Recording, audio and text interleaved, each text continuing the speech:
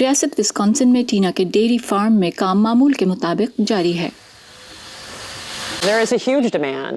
تاریخی طور پر ٹینا کے فارم کا 90% دودھ وسکانسن کی پنیر کی صنعت میں استعمال کیا جاتا ہے، لیکن کرونا وائرس کی روک تھام کے اقدامات سے امریکی زندگی کے دیگر شعبوں کی طرح یہ کاروبار بھی متاثر ہوا۔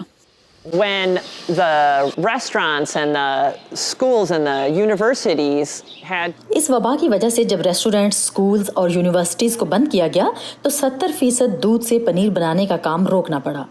ended up halting production. Tina کے مطابق صارفین کی ڈیمانڈ میں اچانک تبدیلی کو پورا کرنے کے لیے فوڈ انڈسٹری کو حالات کے مطابق ڈھالنے کے لیے وقت درکار ہوتا ہے۔ It's going to take time before there's a conversion from a 40-pound block of cheese. Paneer کے 18 کلو کے ایک بلاک کے بجائے صارفین کے لیے اس کی چھوٹی اشیاء جیسے چیز سٹرنگز اور مکھن بنانے میں وقت درکار ہوتا ہے۔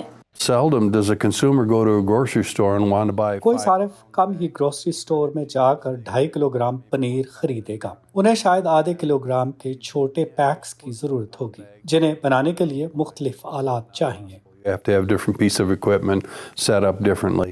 صارفین کی ضروریات میں تبدیلی کی وجہ سے کچھ اشیاء وقتی طور پر سٹورز میں موجود نہیں ہوں گی۔ صارفین کے لیے اب بھی پہلے جتنی مقدار میں اشیاء خرد و نوش تیار کی جا رہی ہیں۔ ٹینا کہتی ہیں کہ در حقیقت وہ ضرورت سے زیادہ اشیاء تیار کر رہی ہیں، کیونکہ وہ اضافی دودھ ضائع نہیں کر رہی، تاہم ان سمیت امریکہ بھر کے ڈیری کسان مارکیٹ میں اضافی سپلائی روکنے کے لیے اپنے مویشیوں میں کمی کر رہے ہیں۔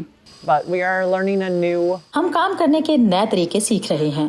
حالات اب 1 ماہ پہلے جیسے نہیں ہیں۔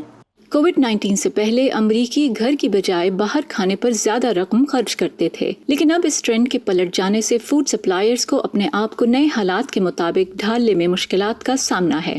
کین فیرابو کے ساتھ فائزہ بخاری، وائس آف امریکہ۔